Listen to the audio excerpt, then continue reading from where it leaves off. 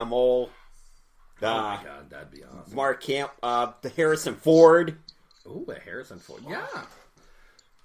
James Earl Jones. Can you imagine like Mark Hamill being your best man and Harrison Ford being one of your groomsmen and James Earl Jones marrying you in the Darth Vader voice? Oh my gosh. Oh, that'd be sexy. Yeah, that'd be really sexy. I'd love that. If we're talking Star Wars weddings, you know what? I just want to see the place open up and have Baby Yoda walk down that aisle. Yeah? Baby Yoda as a flower As a flower girl. The flower girl. That'd be cute. Is Baby Yoda a girl or a guy? Don't know. Yeah, nobody knows. Now, Tom, I'm gonna. Did y'all see the last episode? Oh, I did. Sparky hasn't seen it yet, but he's working on it. I'm working on it. But we're gonna talk about it anyway. We're gonna talk about it anyways, though. So, actually, let's start in on this, Tom. Disney Plus. Would you give it a thumbs up or thumbs down right now? Right now, I would give it a thumbs up. Okay. If you had to give it a rating of 1 to 10, what would you say? A 7. I'm like right in there too. It's weird because it's so nostalgic that you get all of these great movies. Now they've only input a few original shows, I should say. You know, such as The Mandalorian, such as High School Musical, the series. They also threw in the Jeff Goldblum. No, I don't even know what to call it. It's like a weird Jeff Goldblum show. Yes. But that's involved with the Science Channel, though, isn't it? Or whatever. No, or National. that's all Disney Plus. Oh, really? Yeah. But have you watched all of those as well, Tom? Or I've watched some. Right now, again, you know, like Sparky, I'm a huge Star Wars fan, so I never had the chance to watch Star Wars Rebels. Okay. And I'm catching up on that. Oh, and, watch it. I've been watching it. It's fantastic. One of the best Star Wars cartoons ever, believe it or not. Yeah. And not too many people have seen it. No, and you know, that's why, to me, being, you know, such a Star Wars fan, that's why I enjoy it. I mean, you know, I could watch these shows that I wasn't able to watch, and you know, just you know, see how great they are, like Rebels. I mean, it's fantastic. I haven't caught the Rebels show, to be honest. How far are you into Rebels? The 4th season. Who's the main villain right now? Is Thrawn in yet? Yes. Oh yeah. Yes. Oh, one of the best Star Wars villains ever. And I'm so glad that they pulled him from like what is known as canon. Yes. Now. Yeah. Yeah. And made him, you know, a prominent part of this universe, because even back then when it was like when he was in canon, he was written so well. And they kept that. You know, like how he looks and interprets arts as, you know, to define, you know, people and their actions. You know, it was a brilliant move to bring him into the universe. That's cool. Yeah. I've been actually just catching up. Not necessarily that I'm catching up. Like, I just watched the movies on Disney Plus. And like I said, I was watching The Mandalorian through episode 4 already. And The Mandalorian itself, like the series for me was good, it was bad. Like it's episode 2. Ooh. I thought that it opened up well. I thought it was a good series 1. Series 2, or episode 2, I should say. Not series 2, episode 2 was a little bit slow for me with the Jawas. And then 3 moved into a little bit of uncharted territory, especially with the bounty and getting Baby Yoda.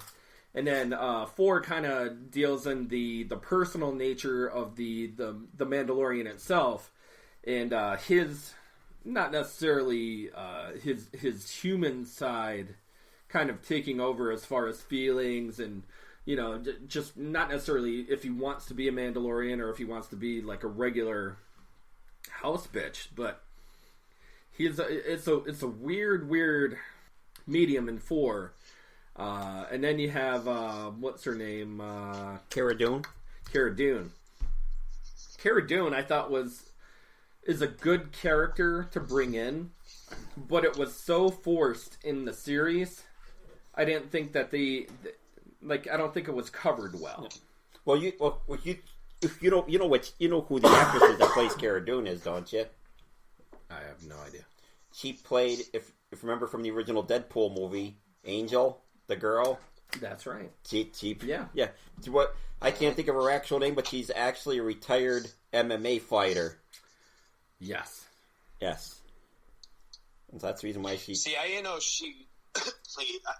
I had forgotten actually that she played Angel in Deadpool, but I didn't know that she was a retired MMA fighter. And to Tony's point, watching episode 4, and before I get into that, when I first heard about the Mandalorian and read things about it,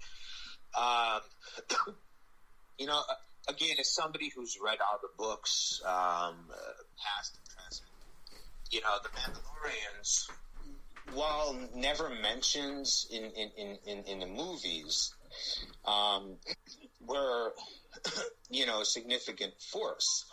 And I felt, okay, well, is it just going to be a show about, you know, a bounty hunter that collects bounties? Because that may be kind of boring. And, you know, if you're trying to get people in who maybe don't know what Star Wars is, that may not work.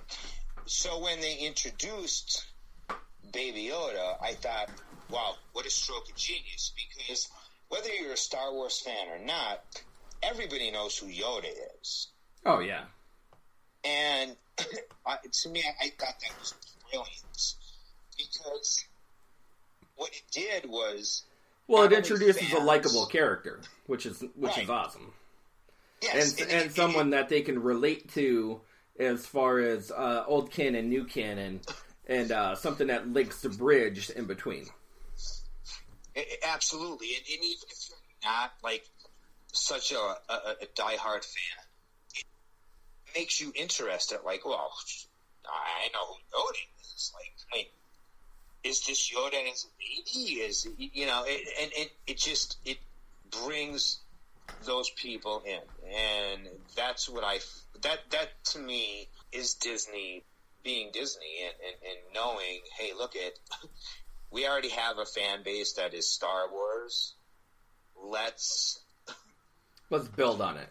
Yeah. Yeah, let's build on it. Let's get other people in. Now, and not to say that The Mandalorian is boring in any way. Like, it's an interesting series.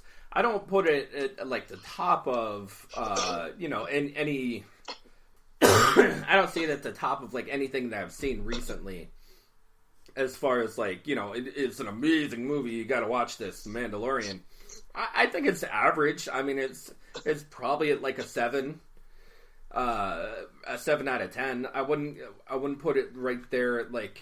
Most shows now these days are a 7 out of 10, though. Yeah, I mean, it's enough to be sure, captivated. Yes. It's enough to keep you watching, but it's not jam packed with a lot to go from episode to episode. Yeah, and that's for me, at least for me. How do you feel about that, Tom? I agree, but I'm actually thinking about what we were talking about earlier. Like, you know, you asked me how I rate Disney Plus as a whole, and I said a 7, and there is a reason behind that. Well, yes, you know, watching, you know, these movies that we grew up with, TV shows. It's fantastic. It's nostalgic. I kind of feel that while they kicked it off with The Mandalorian, I don't understand why we won't see a original Marvel show until like late next year, even 2021. Yeah. And to me, I feel that like you have two audiences. Well, you have actually more than two audiences, but your bankable, content is Star Wars and Marvel. And yes, you released The Mandalorian. I feel that at launch you should have also released a Marvel series, whether it be, I think they should have led one out. Yes, and especially to keep people so they're not venturing off when they're like, oh well, I have The Mandalorian, I have like there's not a lot of content, and not to say original content. There's not a lot of original content on Disney Plus to keep people hooked in for 6 months. Right, because here's the thing: The Mandalorian, the last episode will be at the end of December. Yeah, it's going to be right at the end of Christmas. Right, and you have a long stretch before there's an original. Or so they claim. You never know. They might release something early. That's actually true. I don't know, not necessarily how true it is, but from what I've heard, I think the only thing that's coming out is going to be Vision and WandaVision. WandaVision, which I think is going to start it out.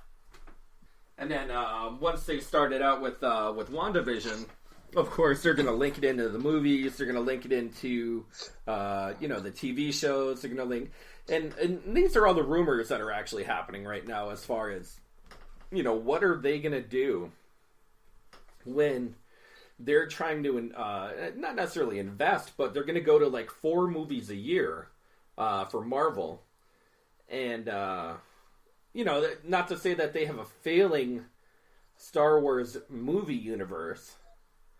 But with the last movie coming out in December, I mean, where else are you going to go? Even in the Star Wars universe, too. They're going back to the Old Republic. That's what the next trilogy is going to be.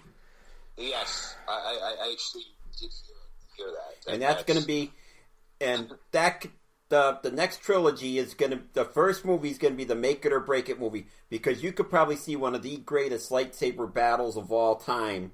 Because with the Old Republic, that was before the rule of 2 kicked in with the Sith. So you're going to see more Sith, more Dark Jedi, and you're going to see you're going to see extravagant battles of like 20 on 20, or you're going to.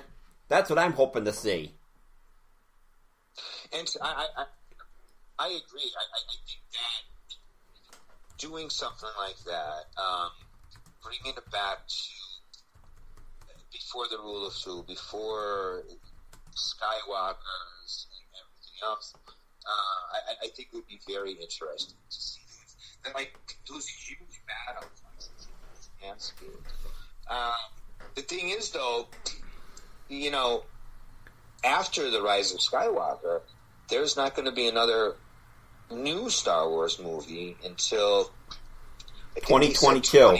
2022. Well, it's Tom, our video got a little cut out afterwards, but I want to welcome everybody back. We are the Podguyz Podcast Live.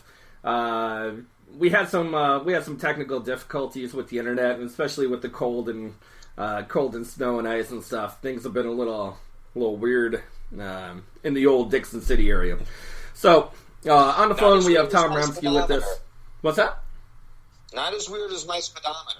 Oh, well, yeah, that was pretty awesome. But thing about it is, though, if the video kicks out, you can still hear us because the audio feed was still going. So yeah, we're talking a little bit about it. You can actually catch our live, not necessarily our live stream, but the whole thing in entirety on any of your streaming services. If you wanted to check us on YouTube, iTunes, Google Play, Spotify, iHeartRadio.